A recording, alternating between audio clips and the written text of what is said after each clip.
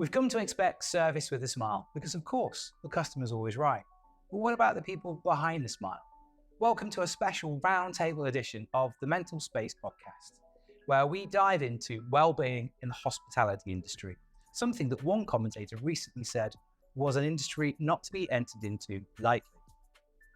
My guests today on the podcast bring a wealth of experience in the industry. My first guest is Naim, Maadad, CEO and founder of Gates Hospitality, and you're also chairman of the Australian Business Council. Correct. And you are treasurer and member of the UAE Restaurant Group. Correct. To my left, we have Samantha Wood, who is a food writer, the founder of fooddiva.net, an entrepreneur, a speaker, an event organizer. You could probably do this job far better than I could. Welcome to the podcast. Thank you for having me, Scott.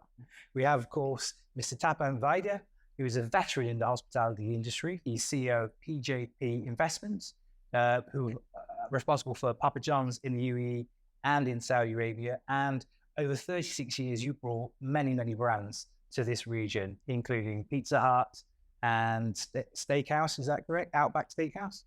Amazing. And then finally, we've got Jessica Smith. What can I say about Jessica Smith?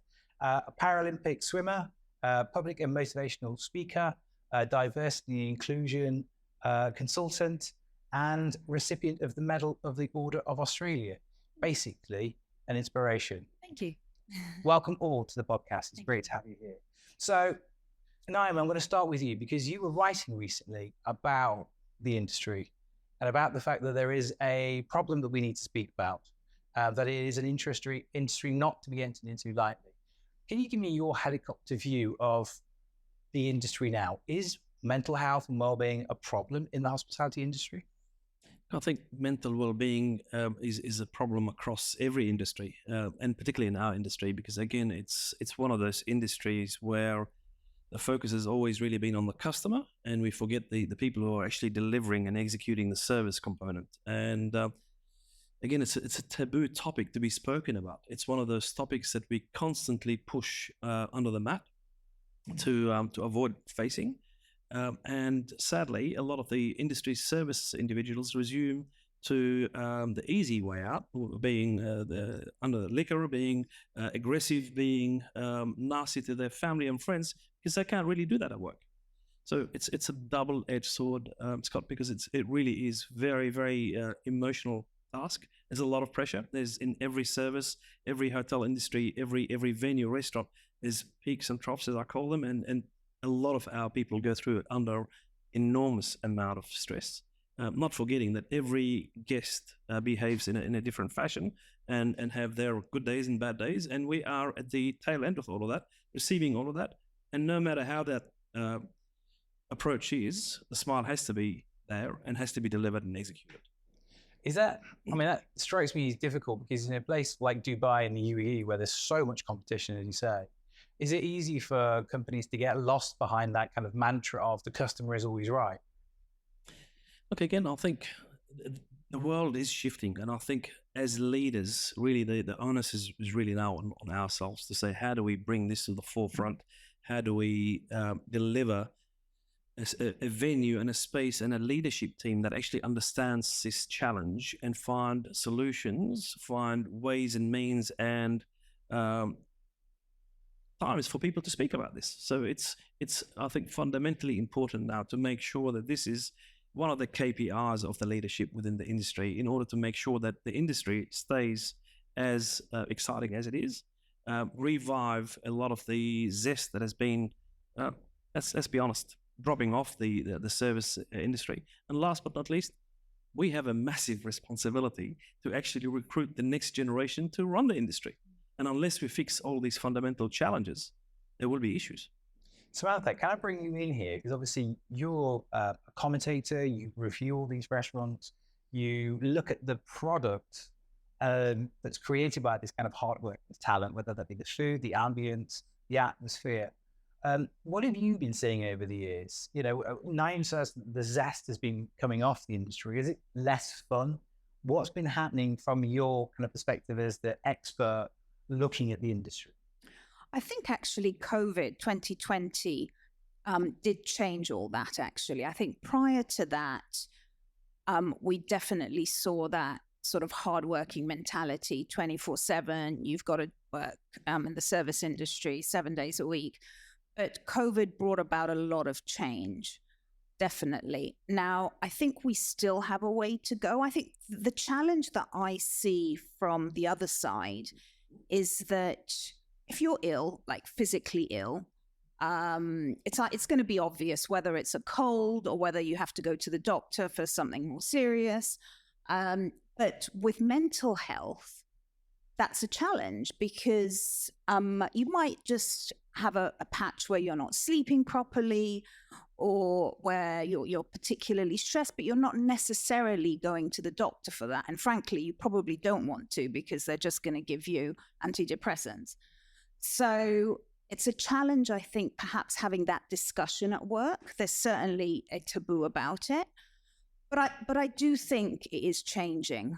What I will also say is that I do think the companies or the restaurateurs, the hospitality industry veterans that do take care of their teams, I think that is obvious from a customer service perspective. And I think you can see that the staff are enjoying their work more than if they're not being taken care of. I'll bring you in here, Tapan. Happy employees, happy customers. I mean, you've been in the industry for more than 3 decades. How's the conversation changed? And as the man at the top, how's your perspective on the well-being of your team? Has it changed? Has it always been there for you? Or has it now become mission critical? It's a great question. Let me take you back to my growing years when mental illness didn't exist. Therefore, the taboo associated was that if you talk about your mental illness, which could be stress related or could be similar mental disorder, you wouldn't talk about it. And so it almost didn't exist.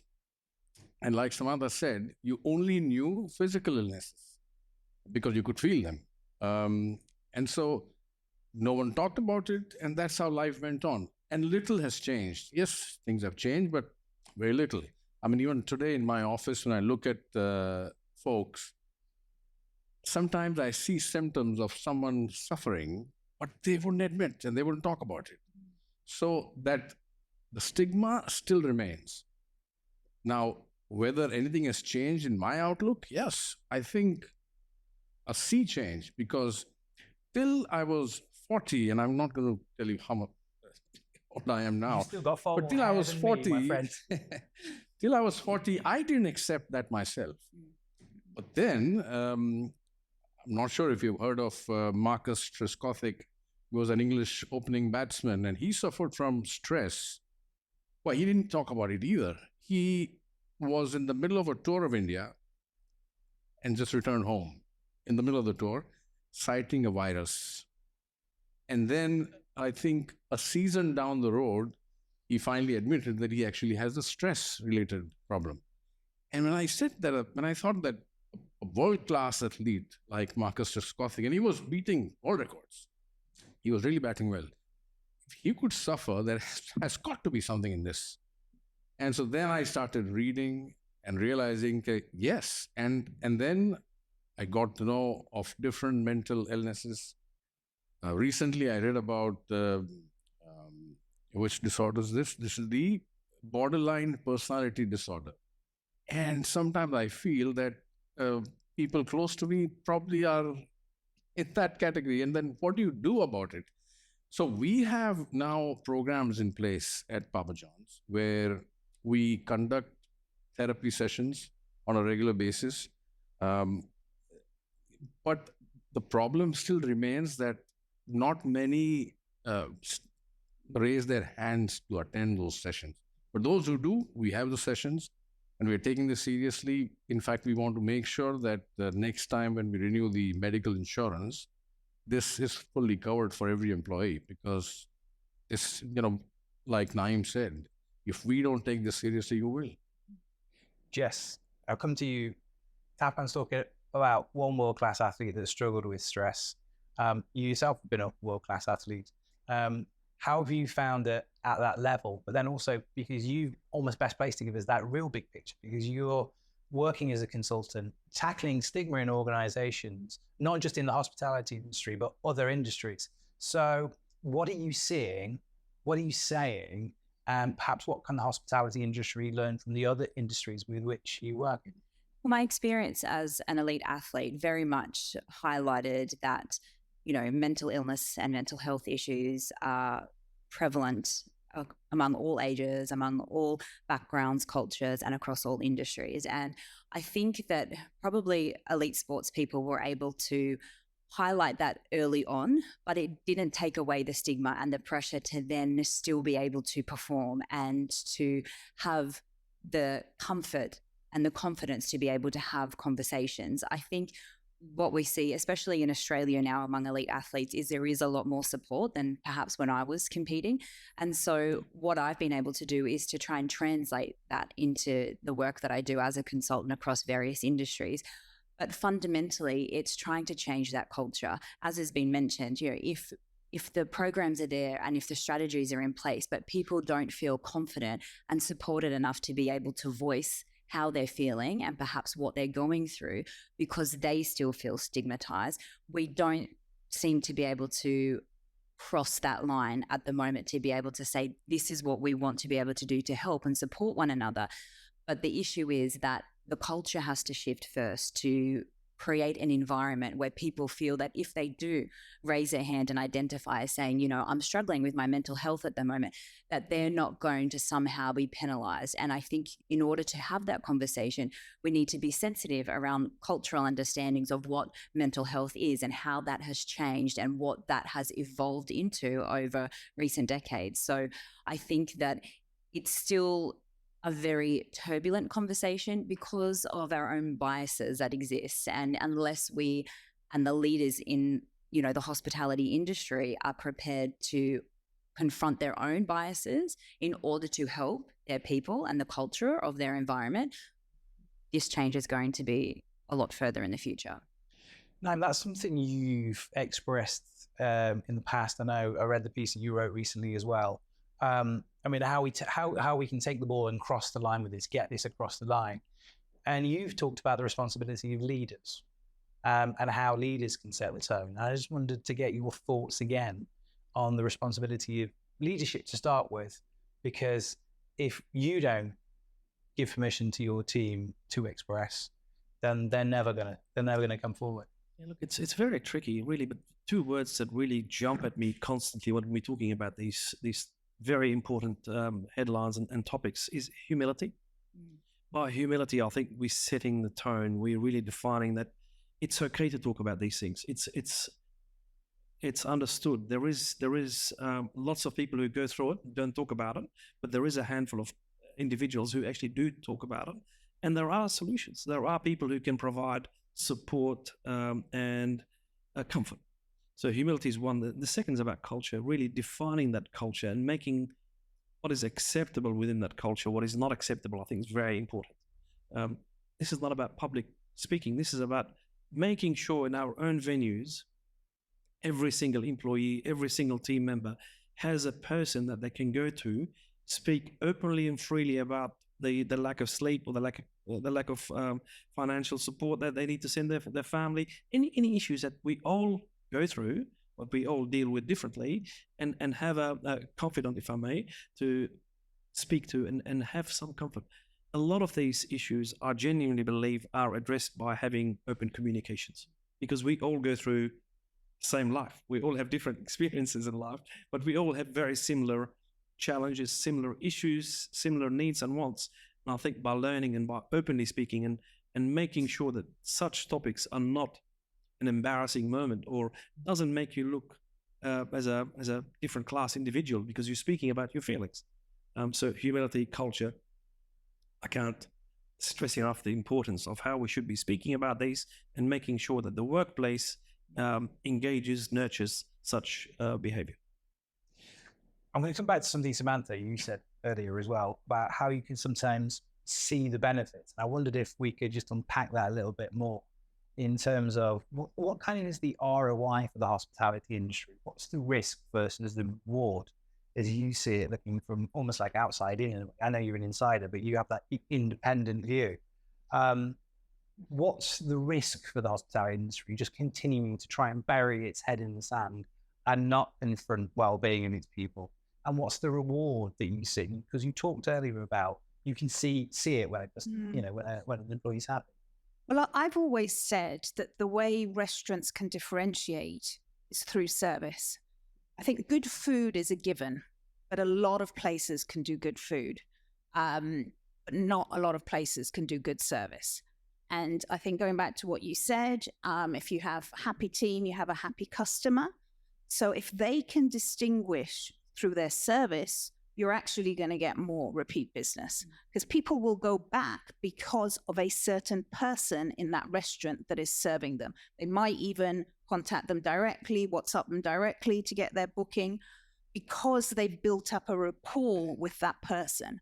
They're not necessarily going to go back because of just that one amazing dish.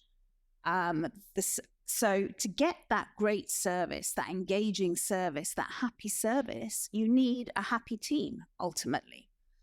So, I mean, on the flip side, I also, when I'm reviewing restaurants, and I go in anonymously, I make my own bookings, no invitations policy. So I might have a restaurant reservation for, let's say, following weekend or this weekend, and then I wake up that day or whatever, I have a bad day, I'm not feeling great, I will actually cancel that restaurant review, because I know that if I'm not in the right frame of mind, I'm going to take it out on the service, or I'm going to be looking more so than normal for them to fail.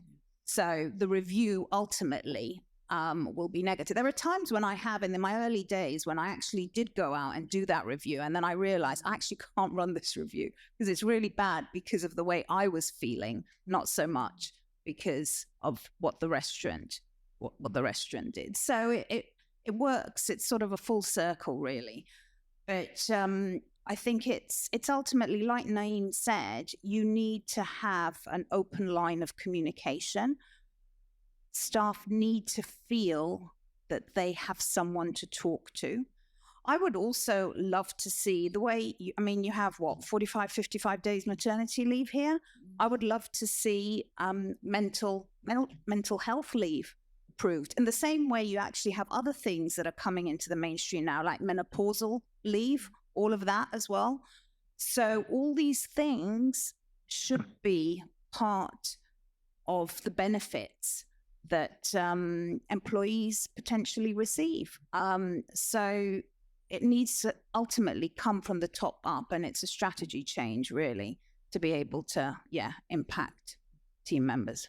How, Tapan, do you think the industry can come together to discuss this? If your teams internally are struggling to discuss this, how do you, as an industry, take the first steps to kind of come together and discuss this? I think this is a very good first step.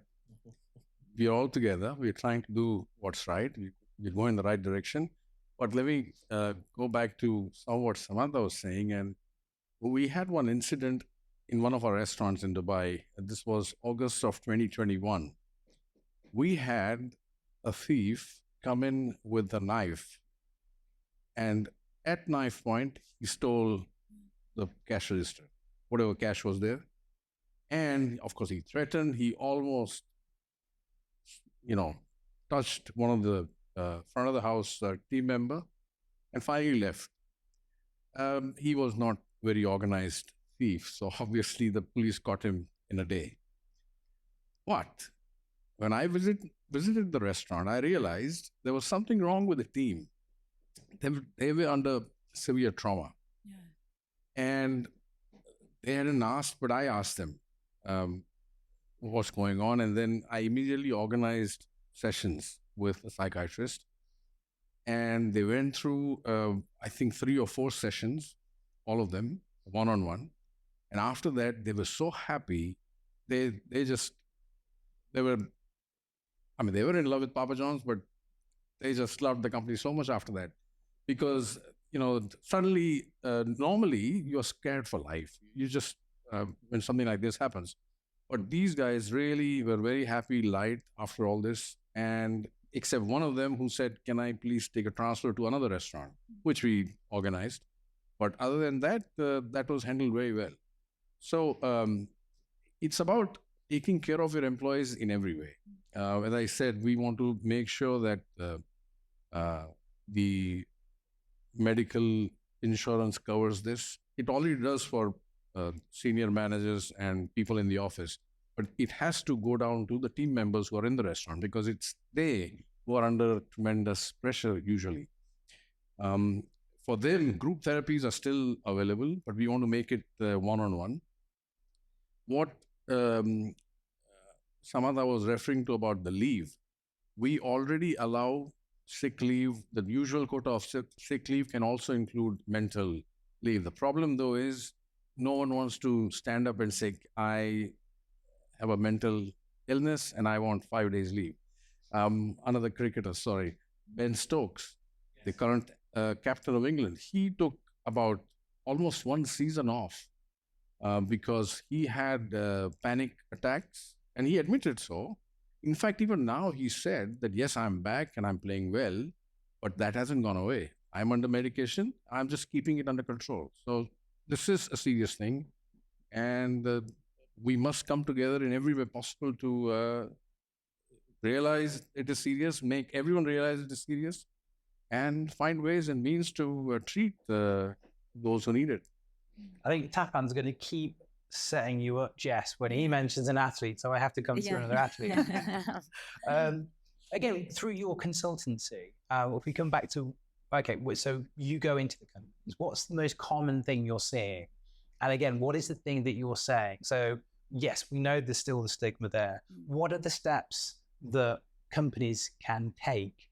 And it's not an industry specific thing, but what are you telling the companies that you work with you think will work within the hospitality industry? It's really about re-engagement. So often when I go in, it's looking at the disengagement and the disconnection that has happened, and the unwillingness from a lot of organizations to prioritize the accommodations, which you've just highlighted. And, an employee who doesn't feel safe in that environment, rather than forcing that employee to fit in, to say, "We can make an accommodation for you and we can transfer you to somewhere else. We know you want to stay with the company. We know you're a great employee. Let's put you in a situation where you do feel safe and supported."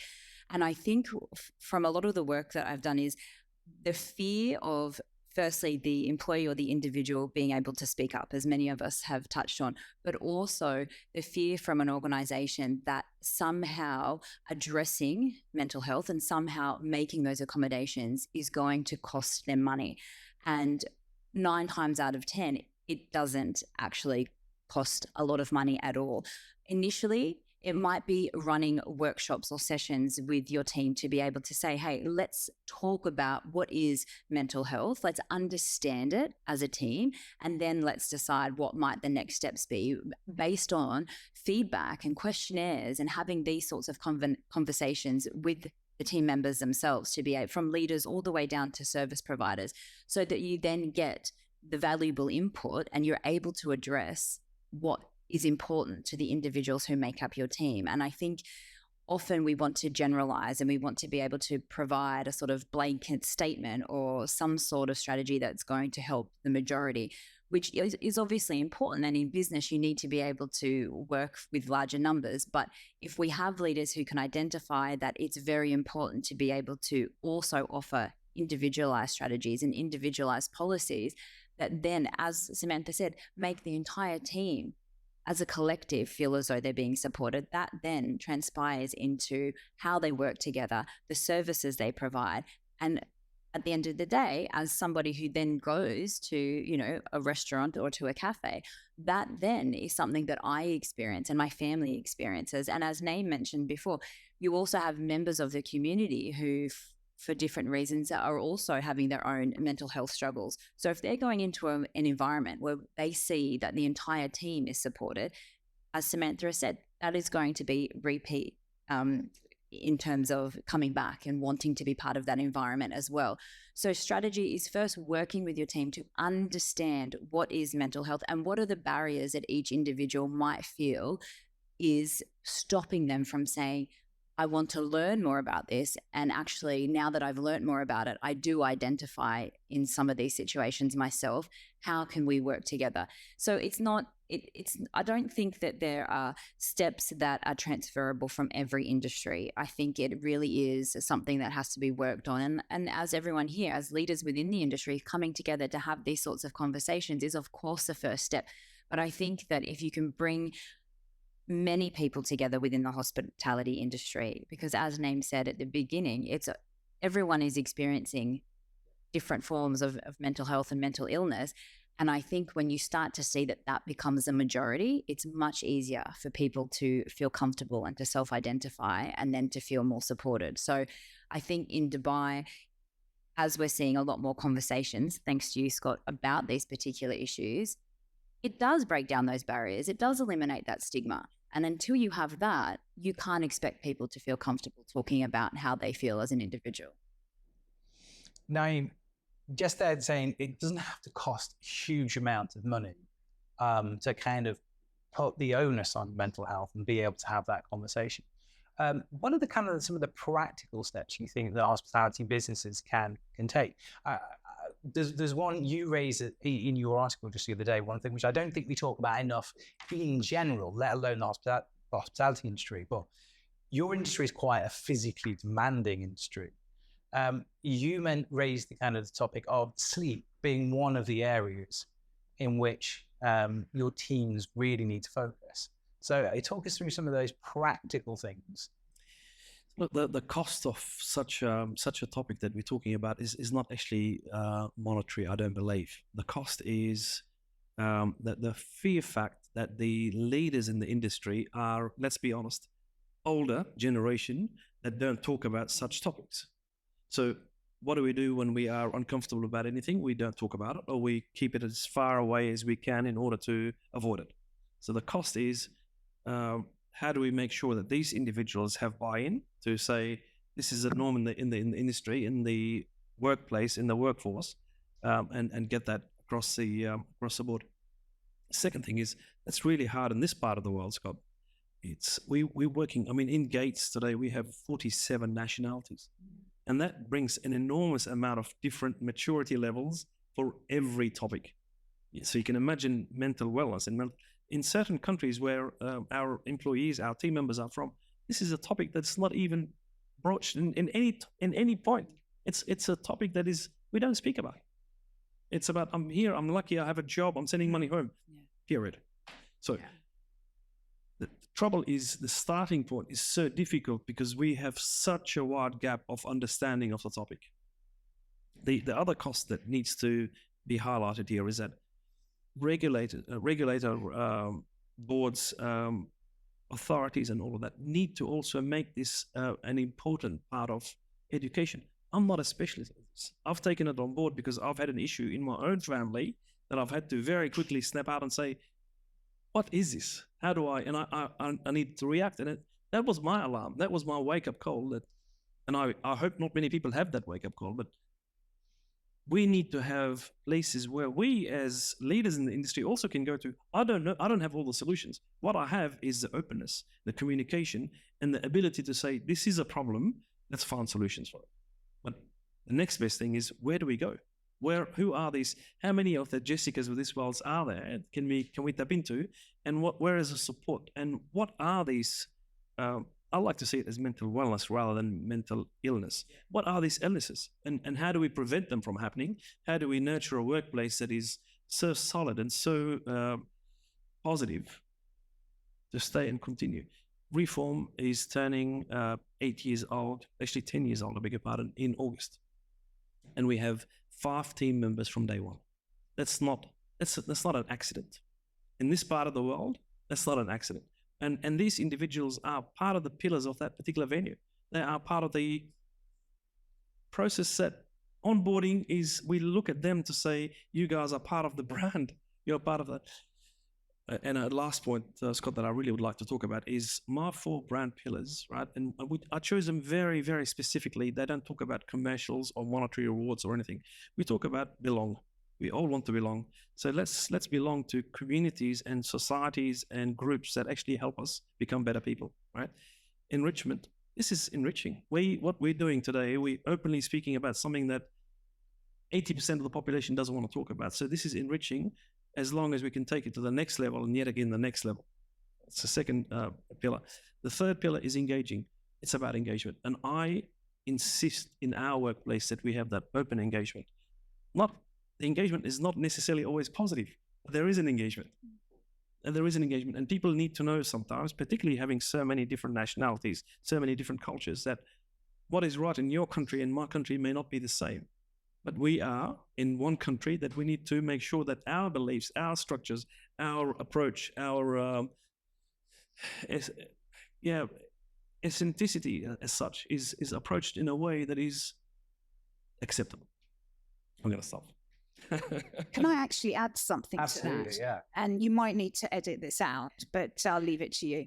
But we're in the UAE where the word suicide is not permitted.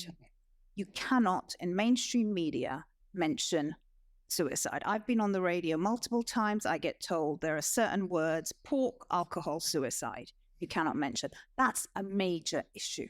You never read about it in the media. So how are people meant to be accepting of it when they don't see anyone around them? You only hear about certain stories through word of mouth. So that's a major issue, and it needs to come from top up. Yeah. I think there's progress in that space. I mean, the fact that it's actually been decriminalized about 18 months ago.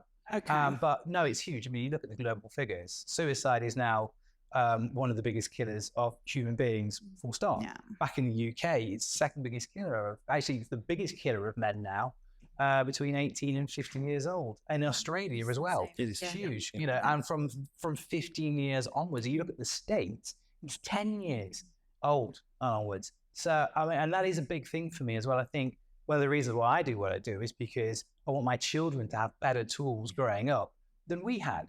You know, my father, the story of my business is that my father, age 68 years old, successful CEO, had a mental health breakdown and died within 3 months because he never talked about it. Yeah, you're right. How has your experience as a CEO been, Tapan? I mean, do you now lean into your own mental health? Is it something that you now take seriously within you and your family?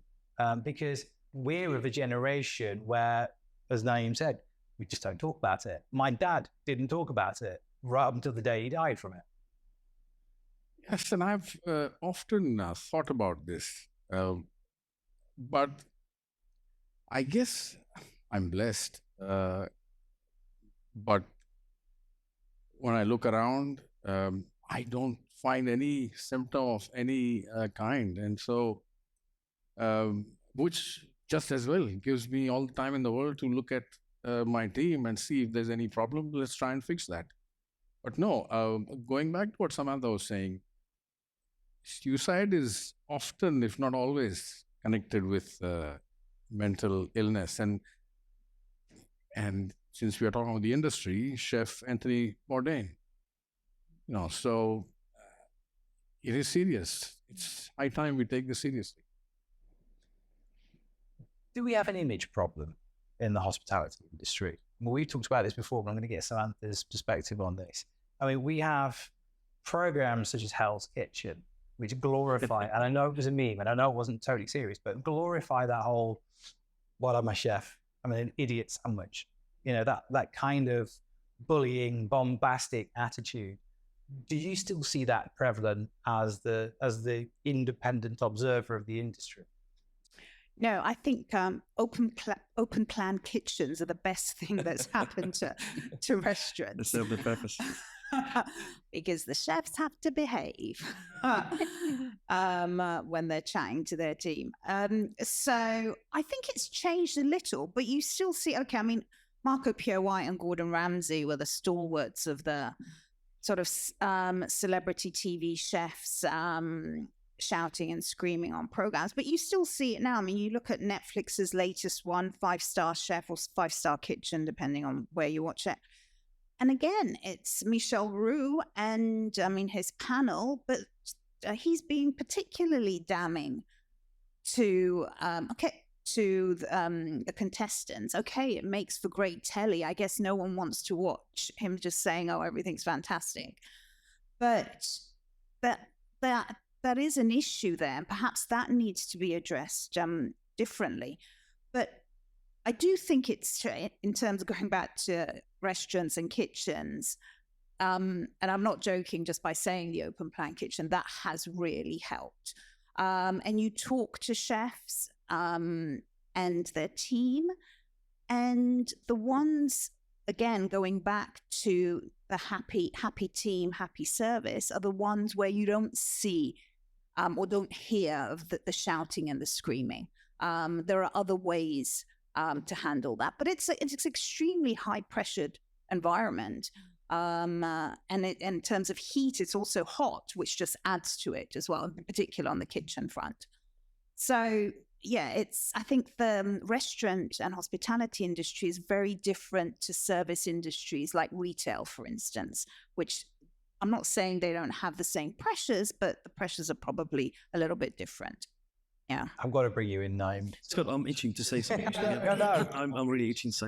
I think what we're forgetting to talk about is over the years, now we have some amazing kitchen talent. We have some amazing service team members that have degrees and diplomas. That was never the case early in the piece. They started in the kitchen at the age of 12 and 14. That was the only job they could get. And they were treated in that fashion because of maybe they were a bit rebellious, maybe they were young. But the industry has shifted. So today we have talent that is actually qualified, that is educated, that commands a certain attention, commands certain communication, and so forth, which is very beneficial. Over and above that, I think what's equally as important is the industry today, the gatekeepers, as I call them, mum and dad, are not seeing the industry any longer as a service industry. I think we've been able to shift over the years, slightly, not a big shift, slight shift, that the industry is actually it's a good lifestyle industry. It entails travel, it entails seeing the globe, it entails good food, good beverage, and last but not least, you can actually grow in the industry. You're not going to be stuck as a retailer for the rest of your life, or as any particular role as such.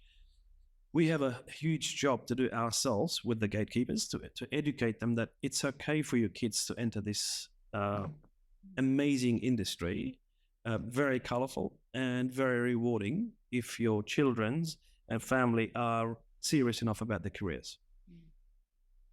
What is the conversation, and Jas, I'll turn to you on this. What is the conversation that the gatekeepers need to have with the next generation of talent coming in? Because, you know, we see surveys such as the Cigna Wellbeing 360 report that says that the Gen Z is the most stressed, generation on the planet right now. And we've got 98% of people responding to the survey saying they're suffering from symptoms of burnout.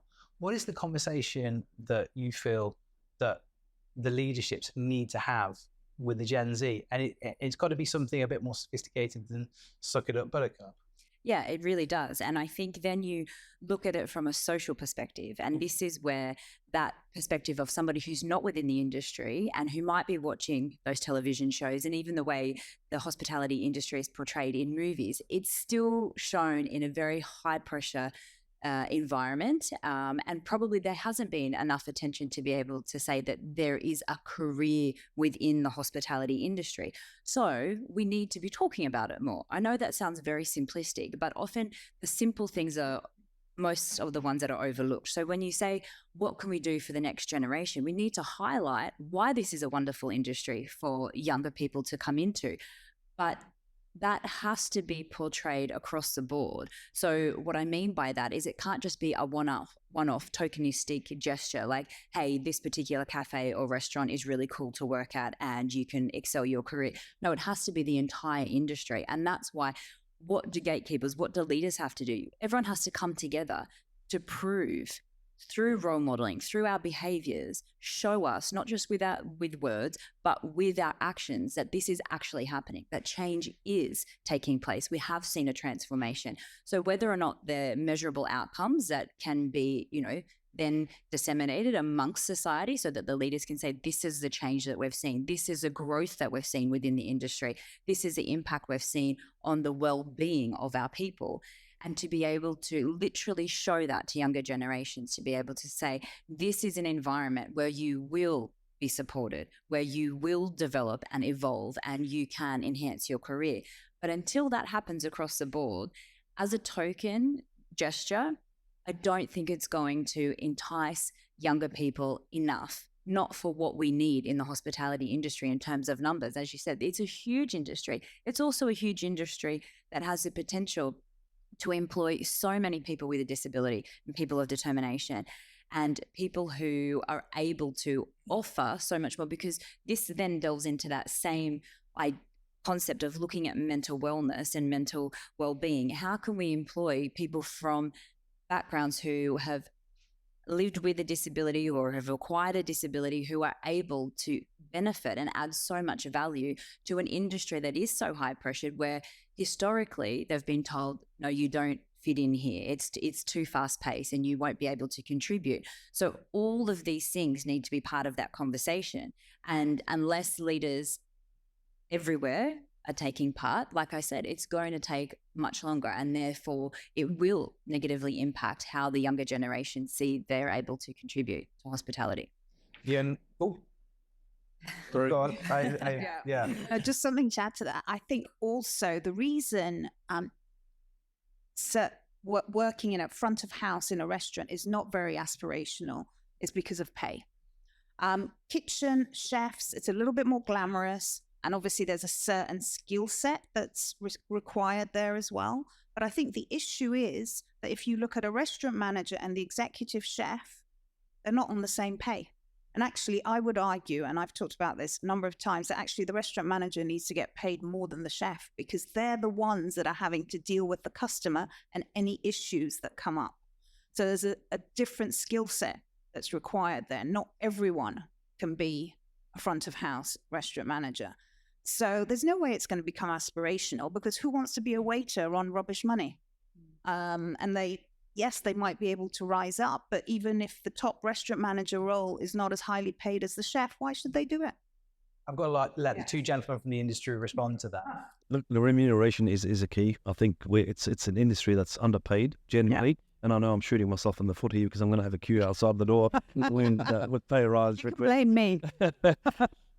Nonetheless, I think, look, what we should be singing and shouting about is this is an industry where you can land in any country and pretty much get a job very quickly and have an income. And depends on your attitude, on your experience, on your personality and so forth, you can rise up the ranks fairly quickly with limited education. Let's be honest. So there's a lot of positives that we can highlight, and we should be highlighting to make sure we attract people. I'm not suggesting for a minute that we don't attract educated individuals, but I'm saying it's one of those, it's not a must graduate or a degree holder or an MBA holder to actually rise up the ranks fairly quickly. But financially, it's a challenge from an earning perspective. And the other challenge, you're actually standing up. You're competing with banks. You're competing with offices. You're competing with all of these 9-to-5 jobs, weekends off. Whereas for the industry, we should be overpaying because of these natural implications that the business brings forward. There's no remote working really in the front of house in a restaurant. Not quite. Not quite. Unless you're But you see what's happened in the UK with Brexit and restaurant teams, which they completely deserve. It's their own fault. Yeah, anyway, 100%. Yeah, you need a podcast just on that. Yeah, they're demanding 4-day weeks, and it's very hard to recruit people now. Yeah. Interesting one, that 4-day week. Oh, if we talk about culture, because we talk about pay, but we see that Gen Z actually are the first generation that prioritize purpose, meaning as much as pay. So the pay pack is not the end all. What are the different things that the industry can do that's not pay related, but is culture related? And actually in the UK, that 4-day week, they saw so many benefits from that 4-day week in terms of increased productivity, increased profitability, decreased, staff leaving, all sorts, staff retention through the roof, massive loyalty. And I think 88% of the companies that engaged with the 4-day week trial said, no, we're going to keep it for now. And 25% of them said, we're keeping it forever. So Tapan, I just need to get some closing thoughts. What do you think are the things the industry can do that perhaps that supplements the pay back? See, Gen Z is clearly more open, more honest about this topic than all prior generations. In fact, so there is silver lining out there. I think when Generation Alpha comes around, that should be any few years from now, they are going to be, they will bring a real, breath of fresh air on as far as this topic is concerned. And I think things will definitely start to change. What the industry does is one thing, but I think it'll help the industry if all industries pitch in. If all of them work together to make this a mainstream topic, I think that is what will help this industry. And it's got to be the second or third largest industry in the world. It is a double-digit yeah. contributor to the economy. Look, my take on this, Scott, as well, is we've had our own issues in this part of the world with visas and the ability to have 3 days, 4 days, 5 days. So we had a lot of limitations, and I'm very proud to say that today we have a lot of solutions that are coming from the lawmakers and decision makers. So we can actually have different types of visas. We can have casuals and part-timers, which I think is a game changer. But it's going to take time because sadly, no one's living at home here. People are living on their own and they need to pay for their accommodation, their transport, their meals, their insurance. So it's, again, going back to the remuneration chapter, it's expensive. So the industry itself, unless you have a 5-day confirmed job, you can't rely on a part-time job because you may not be getting enough hours to actually sustain your financial obligations. So it's one of those growing pains, I'm calling it, but I think it will change fairly rapidly. I think there's sufficient demand. I know there is sufficient demand for us to be engaging. There's a lot of educational institutions now that are actually popping up that are saying, let's see how we can work with the industry, make sure that you study for 3 days and you work for 4 days and you balance that equation off. So I think it's changing, but there are so many obstacles. There will be so many obstacles. And last but not least, the mindset, that paradigm shift has to happen in us in order to drive the change. Closing thoughts from you, Jess. What are the first things that the industry, industries wide, can start to do to move the car down the road? I think there has to be education. So you have to not see information sessions and workshops as a cost. You have to see it as an investment in your people. And the last question that you just asked in regards to what are the other things that aren't monetary? Well, we're talking about it. We're talking about the mental health and safety and well-being of everybody. Because when an employee feels as though they belong and that they are safe in this environment, they are going to want to continue to be committed and to be working hard. And so it's about exactly what we've all touched on today. If we can harness that, and if we can make sure that leaders are well equipped and supported themselves to be able to say, I'm going to bring my team together to educate them on this particular issue around mental health and well-being. And then as a result of that, I'm going to ask them what they want. Of course, they're going to say more money, more benefits. But when you start to really have these in-depth conversations, they will go back to exactly what Naim said. They want to feel as though they're accepted and that they belong. And they feel that when they feel mentally safe and mentally well. Tapan, how do we, Jess was talking about psychological safety in organizations, which is huge and it's the foundation of a really thriving company. How do you support the leaders within your organization as well? Because often the leaders have that added pressure. It can be lonely at the top. So how do we get the leaders to open up and have this conversation? And recognize that it's not just the almighty P&L, how you generate that P&L is as important as the actual cold statistics.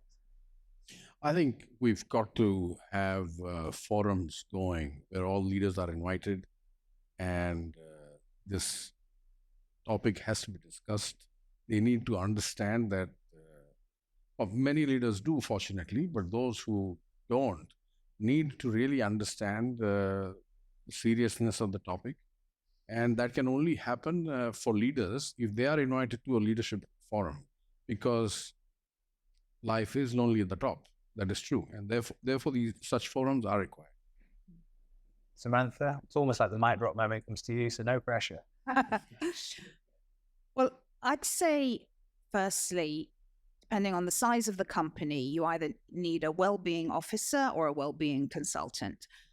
And that someone essentially is available on WhatsApp to any team member for them to be able to reach out privately and have a discussion, and then for that person to be able to assess whether what they're saying requires support, change, etc. I think we also have to be careful, and this might be an unpopular opinion, but I like to always voice those. So, it's particular with Generation Z, they have a habit of complaining about everything. So that needs, and there could be just an hour extra's work that they've had to do once every 2 weeks. And they will make a point about saying that, oh, they worked very hard and they're really tired and shattered. So that needs to be addressed to make sure that people are not milking it without